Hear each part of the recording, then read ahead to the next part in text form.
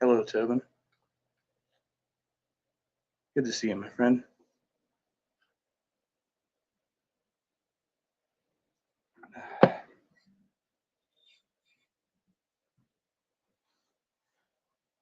Trying to work some stuff out.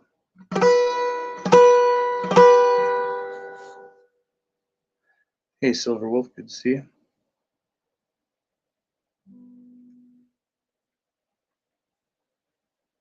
A little bit of a sad day.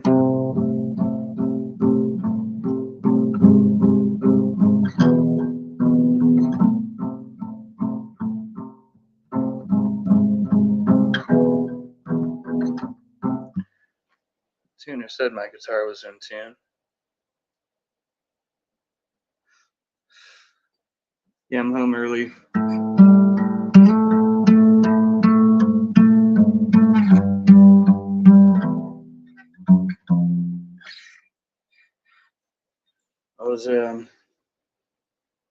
I was asked to leave the treatment program. Well, I could have stayed the rest of the day, but it would have been kind of pointless, I guess.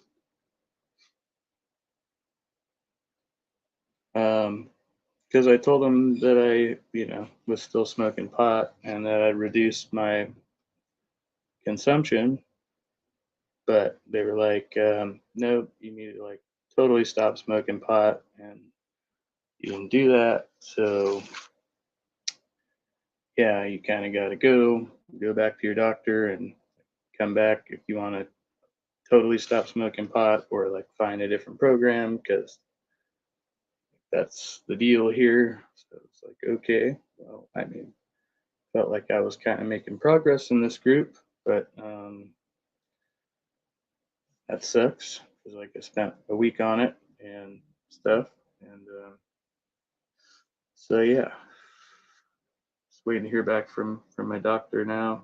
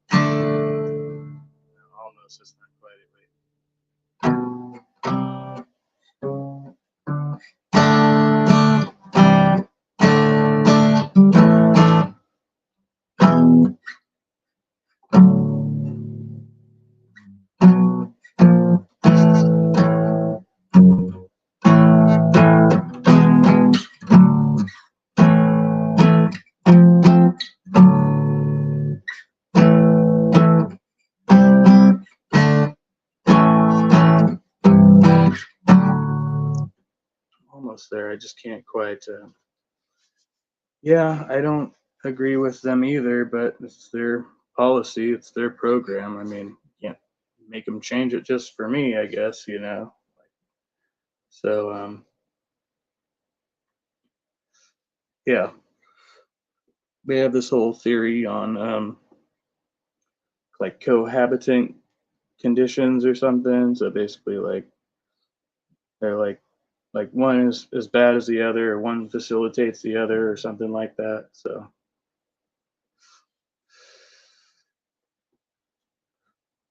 yeah, if I want to focus on like just this one thing, I don't know if there's necessarily a program for that.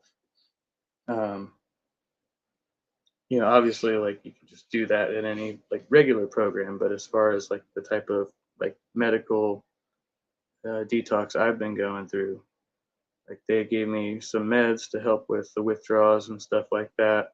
So that was like the one part of the medical detox, and then just having like the basically like daily medical supervision. And then like I consulted with the doctor, like, and I told him like exactly what I was doing, like the non-alcoholic drinks and the cannabis, and he was like, you know basically it's whatever. But they weren't like there was we had just like the initial intake, and then the meeting I had with my counselor on Tuesday, and then today. There was no like warning or notice in between, like, hey, you've got to stop. Like, they didn't say that outright. Like, I guess it was kind of inferred, but it wasn't like ever directly said that, like, hey, if you don't stop outright within this period of time, then you're going to get removed from the program. Like, they didn't say that. Um, Maybe it was in like the intake paperwork. I don't know. I didn't read it all thoroughly. So that might have been there, but like, I felt like I was open and honest about what I was doing and what I was seeking treatment for, but it's neither here nor there now.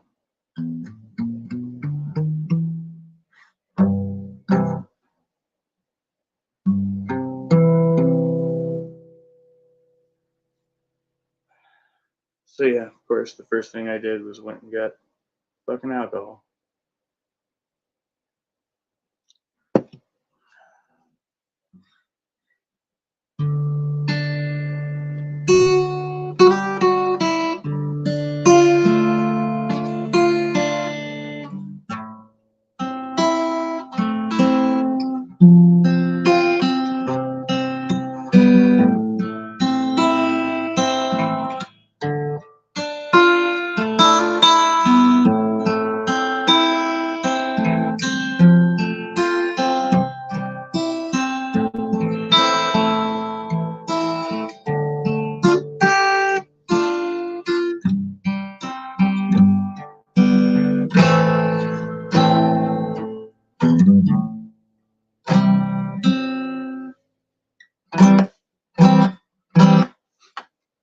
It's funny, it's like the more fucked up you are when you go in there, then the more seriously they'll take you.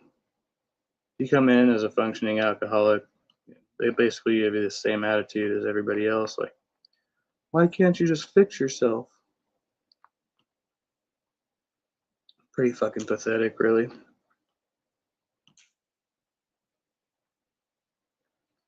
Oh no, no. I'll get more attention if I end up in the emergency room. So better off, whatever. It's all whatever, man.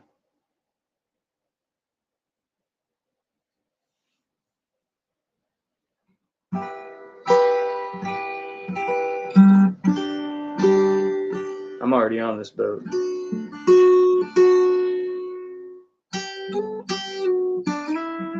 If I don't get this disability money, I'm fucking right fucked.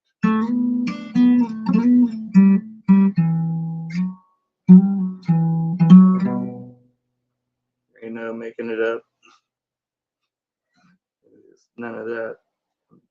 I'm fucked.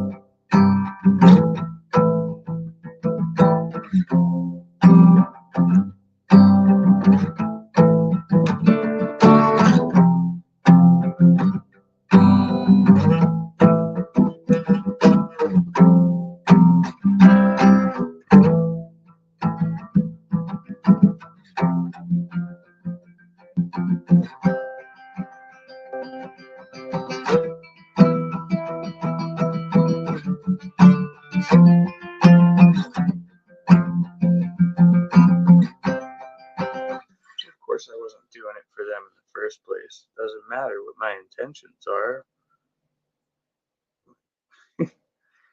Doesn't matter what my intentions were. Put myself in the situation I'm in. Like, it's my responsibility to make shit happen.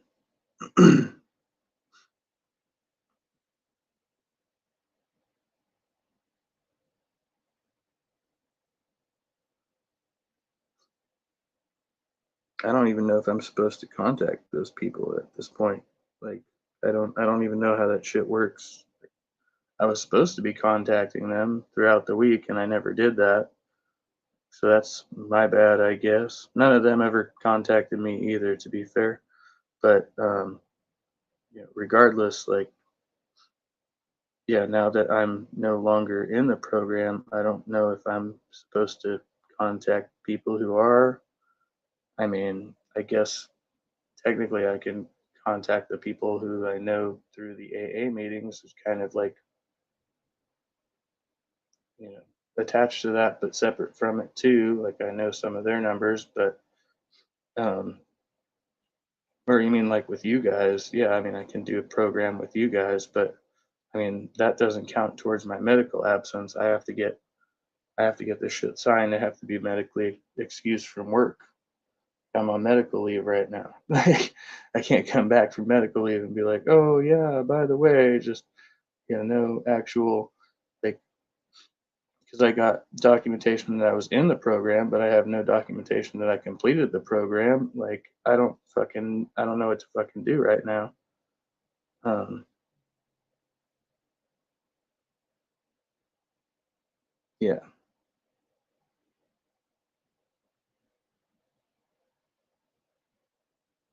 yeah, and I have like no income other like coming in, like, and yeah, whatever rent's gonna be up and all that good shit. So I kind of put all my eggs in this basket of this shit fucking happening. Fuck. Yeah, that's what I'm. Yeah, I'm just waiting for him to call me back. Um,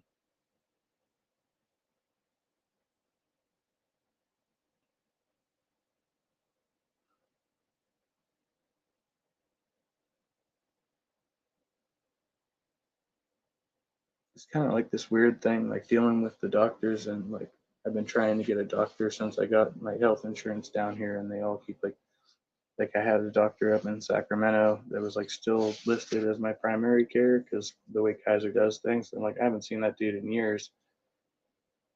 And then it took me months to get into my regular doctor near where I worked. And because I had moved, they kept saying, well, don't you want to see a doctor near your house? And I'm like, no, I don't want to see a doctor near my house. I have my reasons, but I don't really want to have to explain that to you. I just want to see a doctor near where I work. Like, what's the issue with that? Like, why can't my doctor be near my job? That makes sense to me. Like, so, but But so I got this doctor near my job finally. I got in the clinic near my job, but then the clinic near my job didn't have an outpatient treatment like the one I'm going to. So they referred me to this other one, which is like equal distance. It's in the other direction, but it's an equal distance. So I was like, okay, that's fine. Same difference. And it's the only like clinic of its kind in the area. So anywhere else I'm going, they have other programs, but not this particular one. So I don't know what that entails or whatever. So I just have to find out. But again, I think it makes sense if I'm trying to go back to work to have like a long-term treatment option near where I work. That way I can like go to my meetings and go to work and then go to my meetings. Like that works out for me. Doesn't have to be near my house. Like that doesn't really make a difference to me. Like because I don't spend that much time at home on a regular basis. So yeah, but that's dealing with fucking Kaiser and shit. I usually have good interactions with them, but I've heard some like really bad stories. So I feel like I'm part of one of them now. Oh, well, this could like really fuck me over.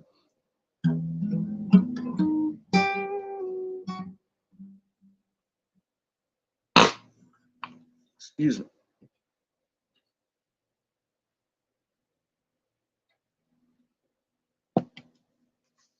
Yeah, because if I don't legitimize my medical leave, A, I don't get disability, so I don't get paid for the time I'm doing now. And I could still lose my job. My job could be like, hey, you can't legitimize your time on medical, fucking, we can cut you loose right now. Like, that's contingent. Like, you can't just like take your medical and then not not get the doctor's fucking notes.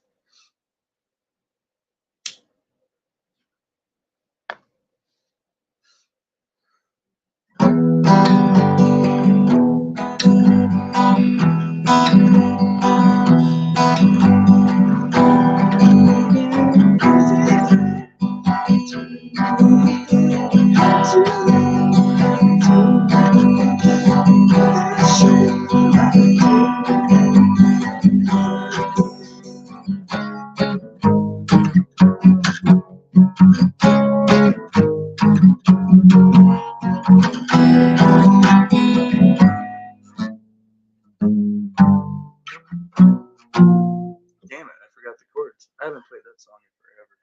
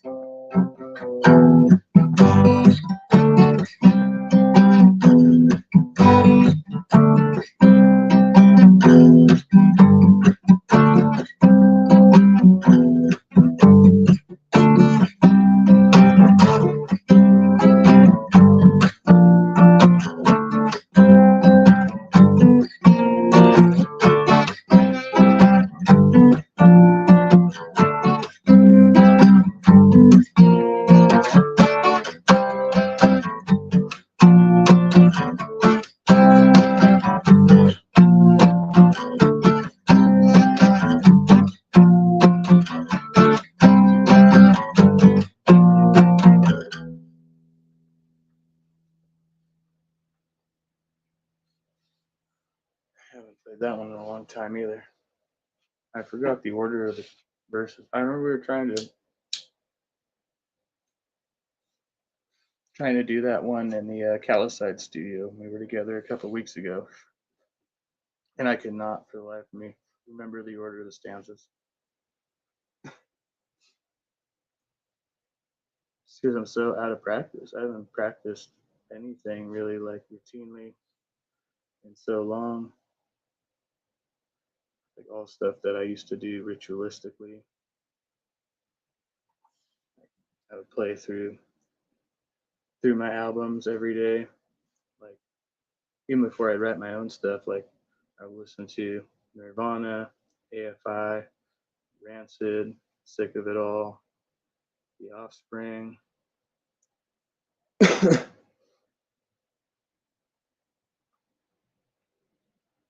A lot of other bands, and I would play along with the albums, like just make sure that I knew all the songs that I liked to listen to, and then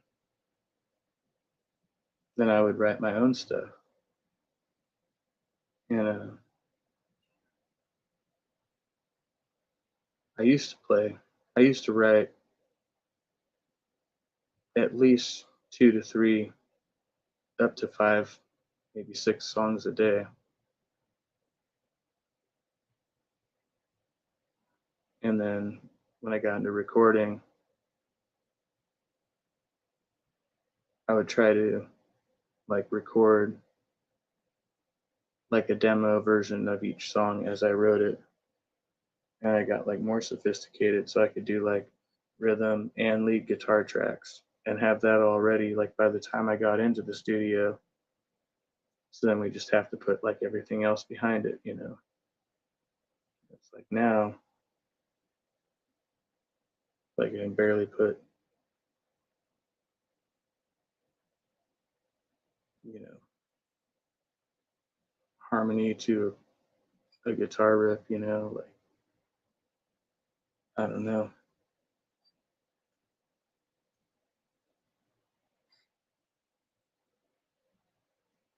I know all the chords, it's muscle memory.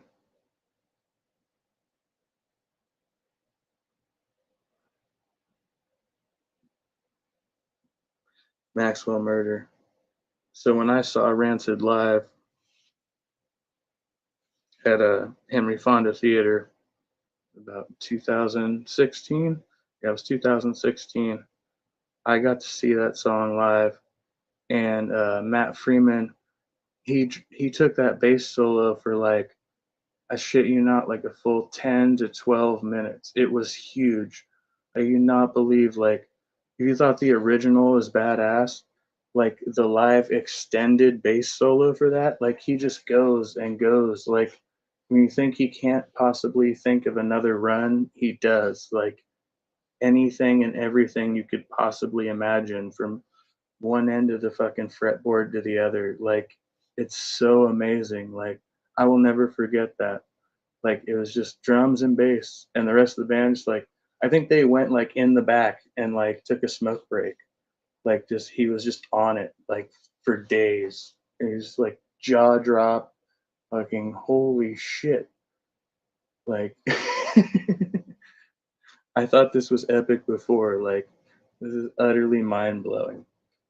Um, yeah, yeah. I think I found at one point there is a recording of that exact show where you can see it somewhere on YouTube. I think somebody put it up. I don't know how the quality is. It might not be the best, but yeah, you can see that like full like 10-minute bass solo on Maxwell Murder. He probably did it on other occasions, like probably during the tour or something. But when I saw it, oh my gosh, I was creaming my fucking jeans. I was all over the place that night, though. That was a wild night for me. I was out with my dad and his extended family, my step family, you know, my half brothers, stepsister, stepmom, and all that.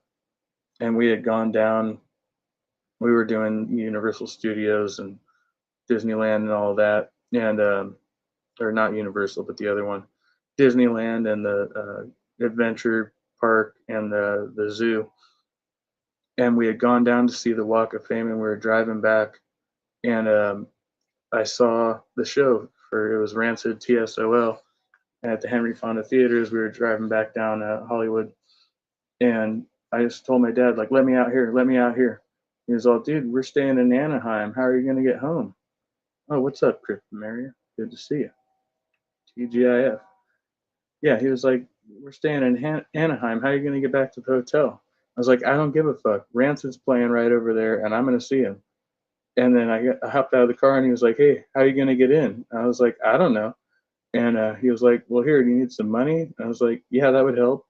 So he gave me like 30, $40 or something. And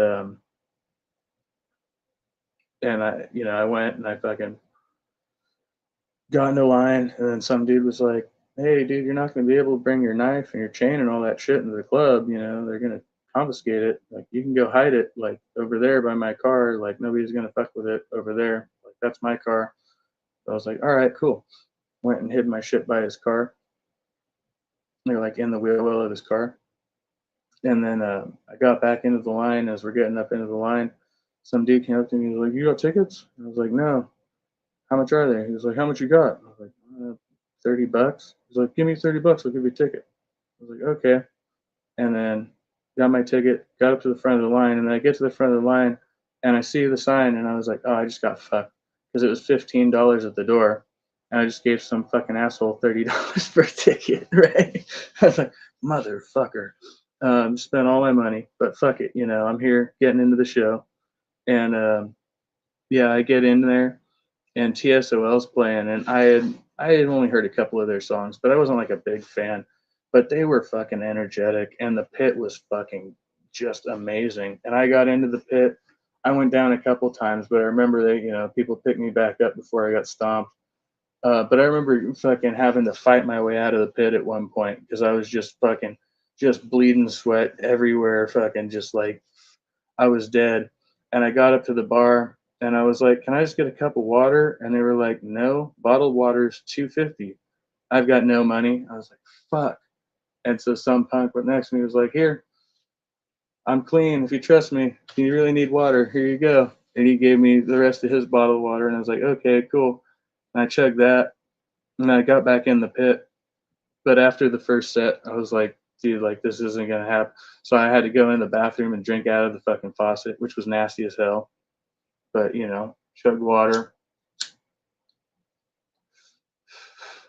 And then I came back down, and Rancid just did the most fucking amazing set. Because that's what I'm thinking. Like, two bands, like, there's got to be something else going on here. And Rancid opened up.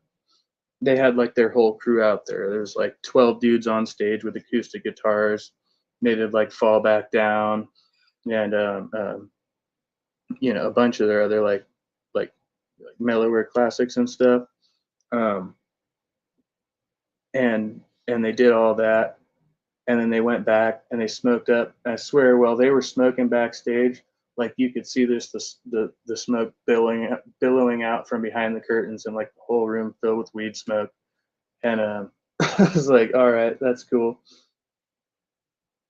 Because they wouldn't let us like flick our bics in the auditorium. Like, they were like, "You need to hold your cell phones up. Like, we can't have any type of open flame in here." Like, even during the ballads.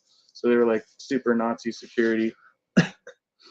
And so yeah, that was funny to be like, "Oh yeah, but the band could just fucking fill the whole backstage with fucking smoke."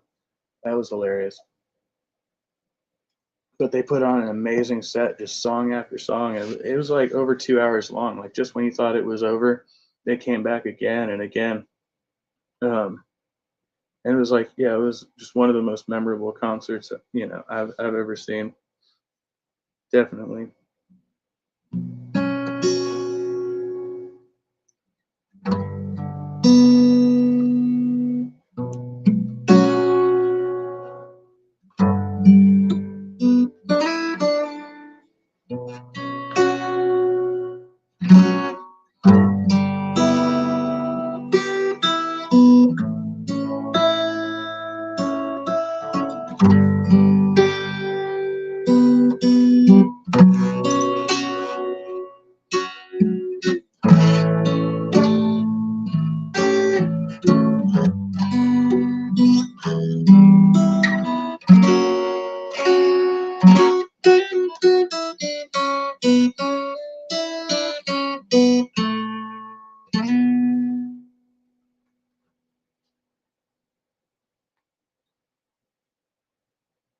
Oh, let's see. Cryptomaria says, "Your only mosh pit was Guar at the Commodore Ballroom. It was all chicks.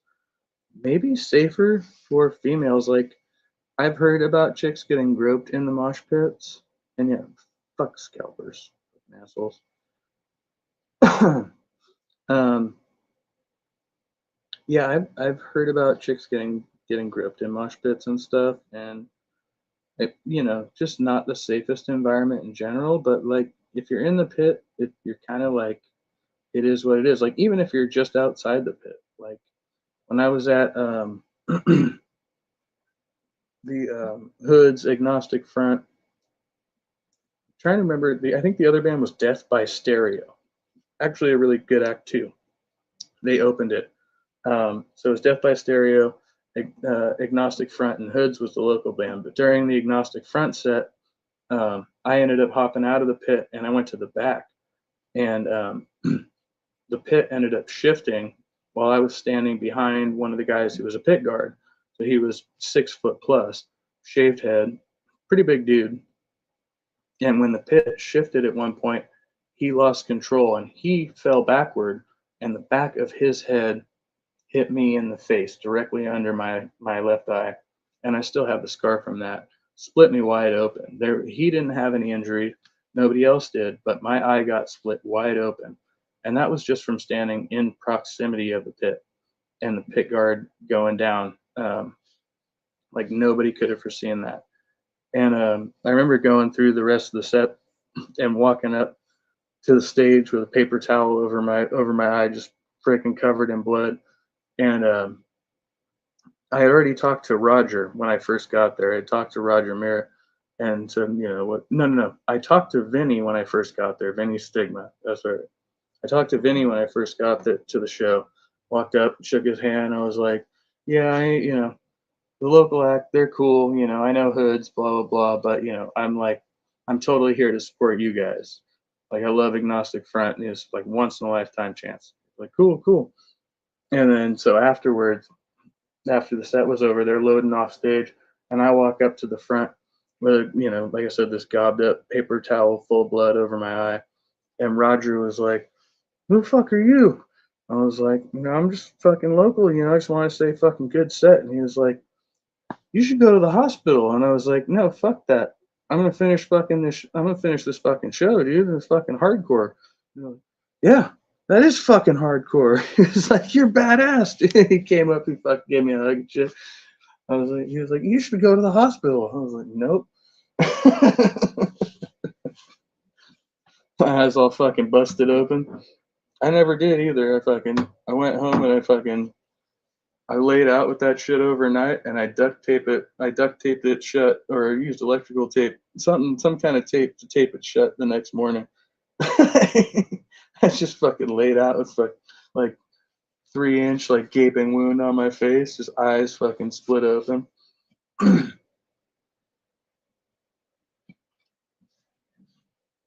Yeah, those guys were fucking awesome.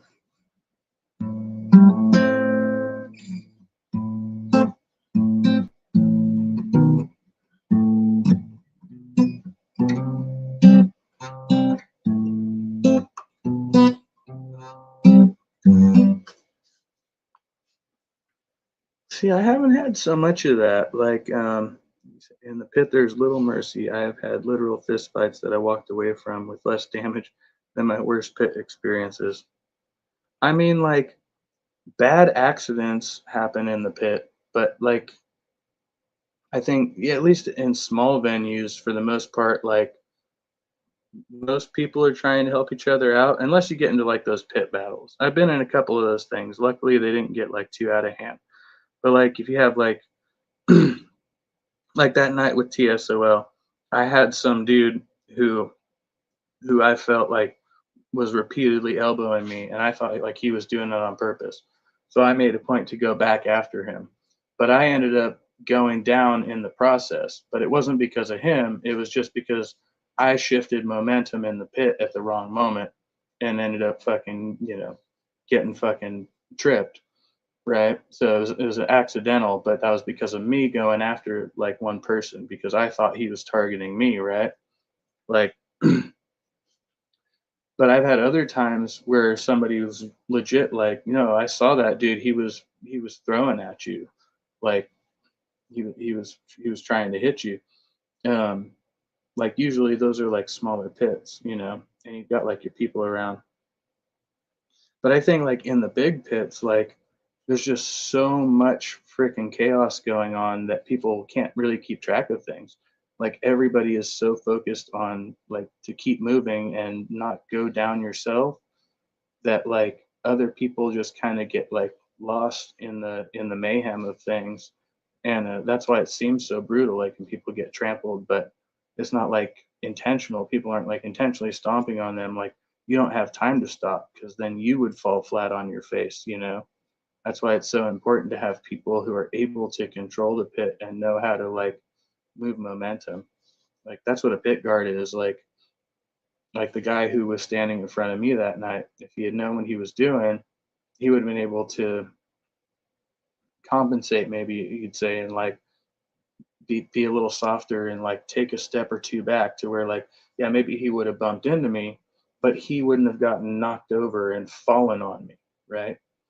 Like that's the idea. You need to have people who are kind of like fluid in the motion while there's all these bodies moving and be able to react quickly, be able to like say, oh shit, now somebody's down right there. They're getting trampled on. We need to like somehow break this chain of movement and be able to extricate that person before they get damaged. Like it's a really, really like tricky process, but there's definitely like some kind of art to it, I think.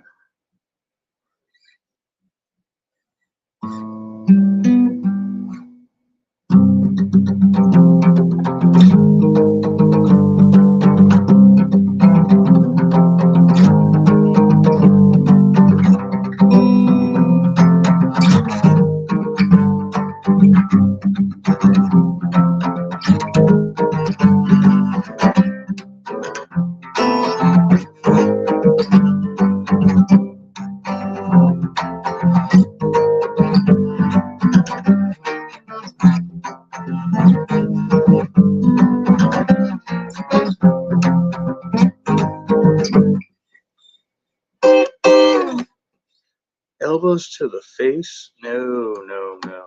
I can't recall having taken an elbow to the face other than from my ex.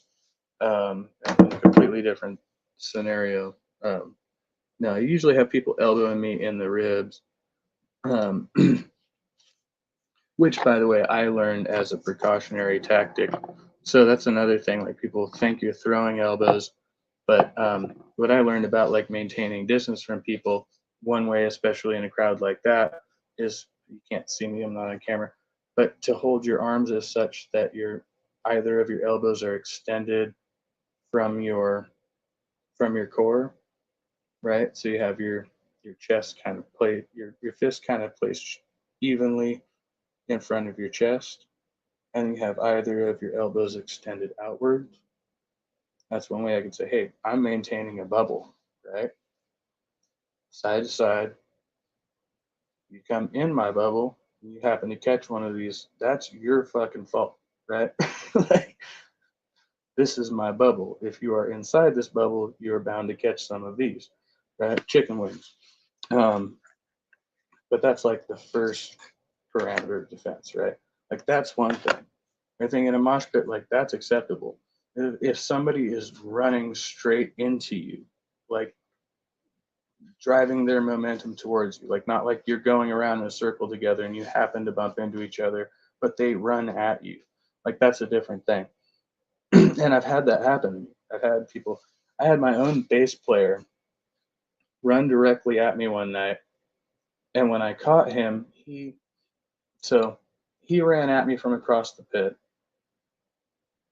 I pushed him back, like, with a shoulder body check.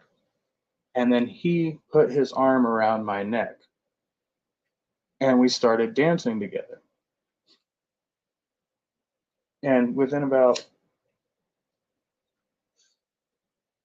four, five or six paces, going towards the stage with him putting his weight down on my neck and back, right? And he's a little bit heavier than me, not much, but a little bit. But he's putting his weight down on me, and we're taking several paces towards the stage, and I feel myself going down, and I'm losing my footing, and I'm trying to push up on him, but my face is going directly towards the stage, and I see like if I don't get out of this, I'm gonna face plant into the fucking stage, right? It's like a little plywood stage. And so all I could do at that point was to get out from underneath him, right? I had to pull my head out from underneath him and push him down, right? So I like crossed that momentum and used him to brace me up. And then, so he ended up going down. He didn't hit the stage, but he went down on the ground. And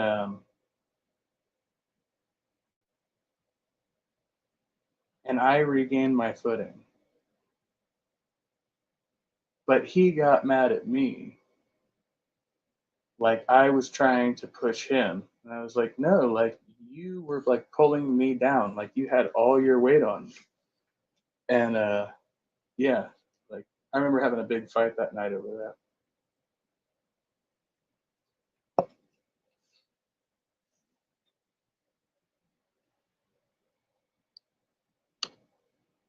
Oh no. Elbow face. One of the worst. Got hit square in the nose. That sucks. I've only been hit, as far as I remember, square in the nose one time during an amateur boxing match. When one time I tried to do boxing club when I was a kid. I went in there with a friend of mine, and we were talking about signing up. He was a member, but I wasn't. He was like, "Yeah, just try one round," and it was with another kid that we knew, but he wasn't like a friend of mine. And we got in the ring. We're gloved up and everything, we're kids. And remember he took a couple outside swings for the face, and I blocked him. And then I think I did one of those like kind of like what do you call it? Like I did it like a taunt move where I like put my gloves down and like like clap my hands like on my sides or on my chest or something like that. But I let my guard down for a second, and he popped me one in the nose, and I just immediately lost it.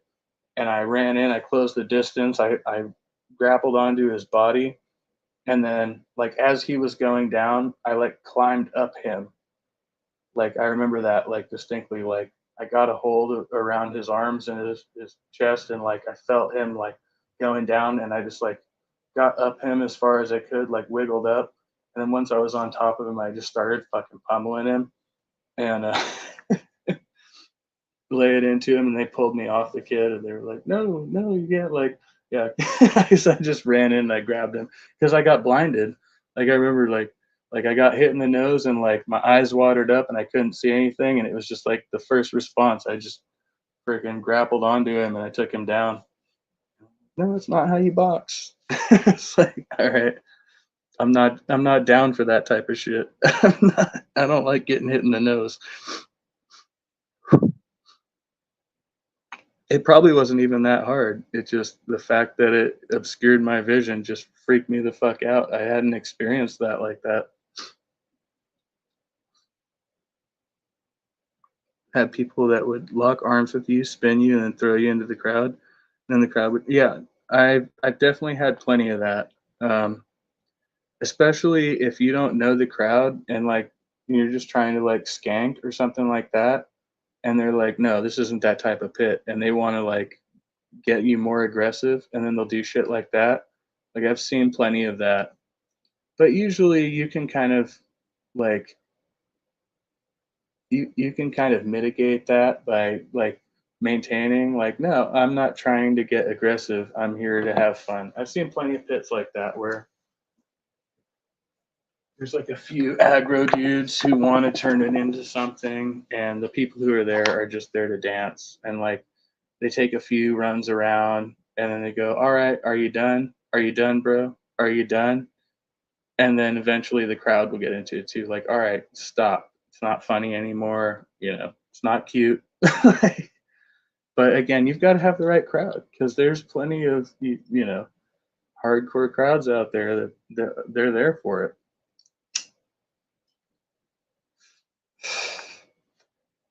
They want to see the violence. I feel like there is a space for that. There's a space for it, but I mean, that's why we have like experienced pit guards and like not just venue security, but a lot of the bands have their own private security who know where and when to draw the line to be like, no, like our crowd likes to cut loose, but we don't want them to get out of control, like completely and totally to the point where, people are getting, dragged out of here in stretchers or whatnot. The cops are getting called and shit because that kills the fun for everybody. It's like, you need to have your space to fucking cut loose. Some of you guys want to have Fight Club, like cool, you do that and don't fuck with everybody who's just trying to, do their thing. And most of the bands catch on to that. Like they don't want fucking brutality at the shows. That doesn't help anybody. Like, I like bands that do that too. Like Rancid did that and TSOL did that too. I mean, TSOL was a little bit more tongue in cheek about it. They were like, well, we want to see you guys hit each other, but we don't want to see anybody leave on a stretcher. But then Rancid was like, all the way through, they were like, these are your brothers, these are your sisters. See someone go down, pick them up. Don't fucking go around, knocking people in the teeth. It ain't fucking cool. If we see you do it, like I'm gonna come down there and talk to you myself. It was what Lars did. He was like, if I see you do it, I'm gonna come in there and talk to you myself. It's not gonna be fun. Basically, I'll fucking punch you in the teeth if you're gonna be a dick, you know.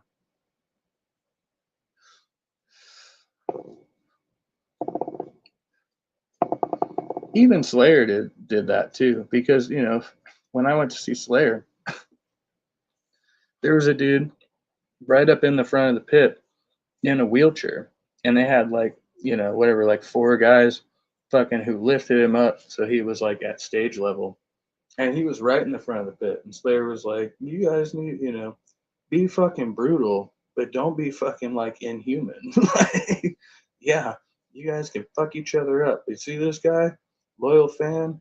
He's in a fucking wheelchair. Like, give this motherfucker some space. You see these people right up against the cage? Give them some space. Like, you know, you want to fuck each other up? Go to the middle of the pit and go do that. Fuck yourselves up. Don't fuck everybody else here up.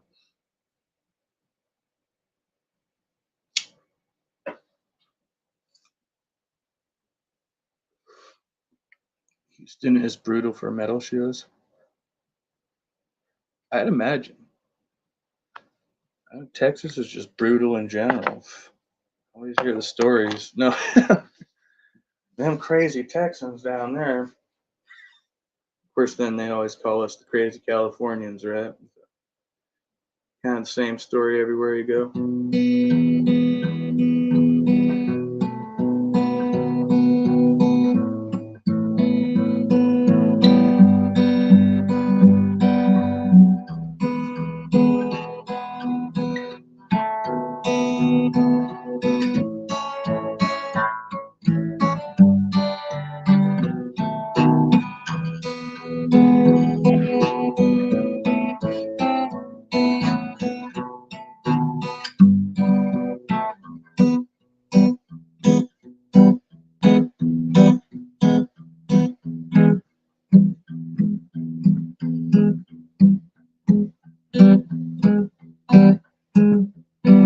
Get more emphasis on that.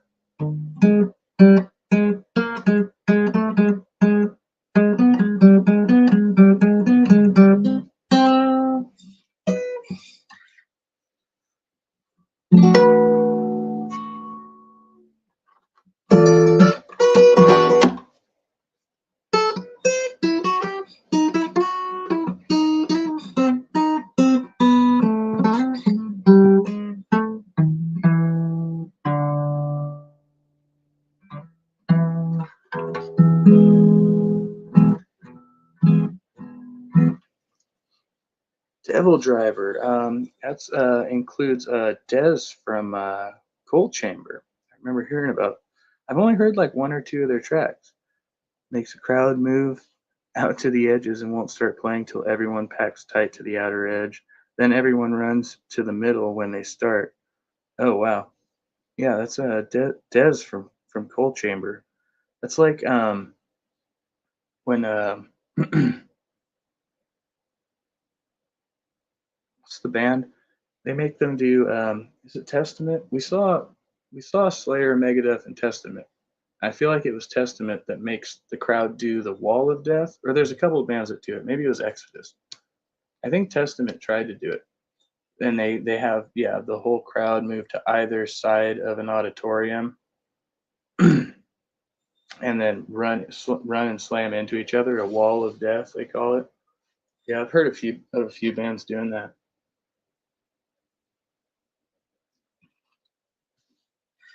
I remember at one point in the Rancid show, what they did was they had everybody from the pit stop and just move to the outer edge of the pit. And basically, it was just to show like the huge gap that was in the crowd for the size of the pit.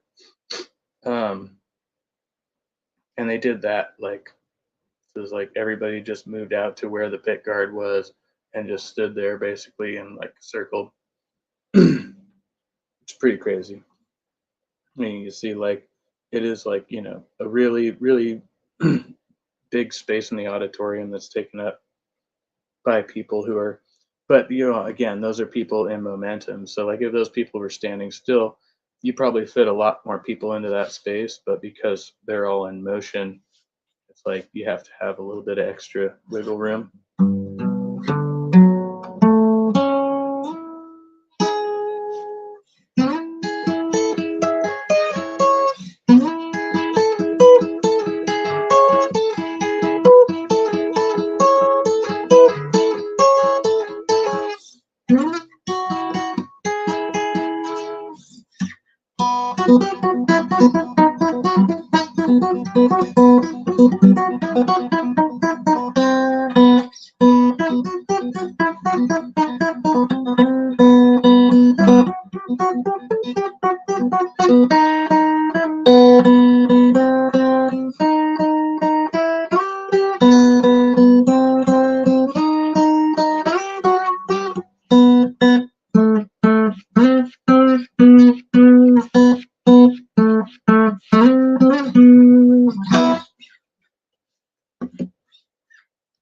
Yeah, I should probably check out more of this stuff. I just remember hearing a lot of like bad like stories from in the whatever rock and roll press about Dez and like Cold Chamber and like him basically being a total douche nozzle.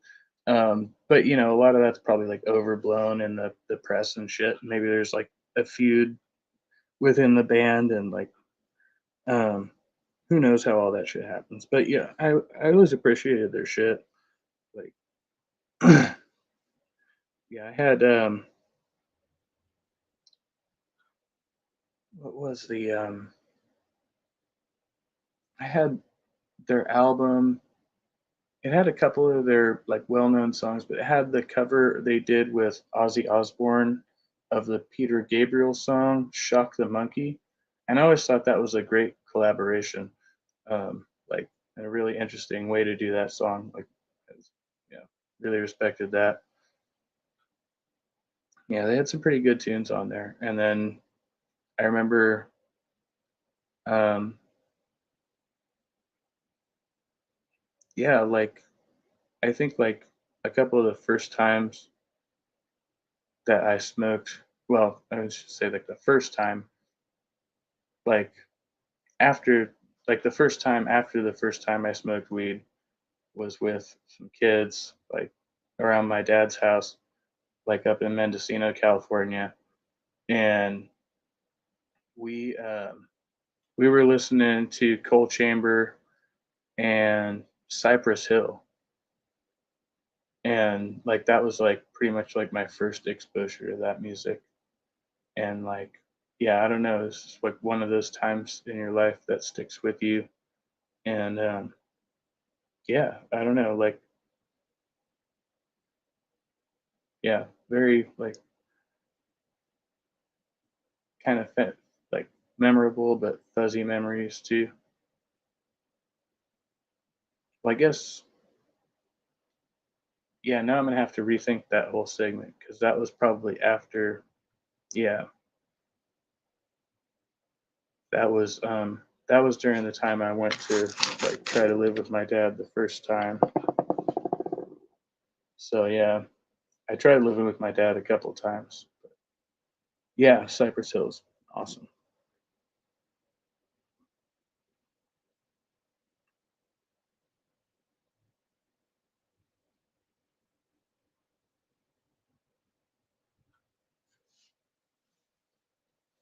All right, well I guess I've been bleating for about an hour and mostly just rambling, waiting for this phone call. And, maybe I'll think of some better music to play soon. Thank you for hanging out, Tobin and Crypta and Silverwolf on yeah, this the first day of the rest of my life or whatever. Yeah, you'll be hearing from me soon.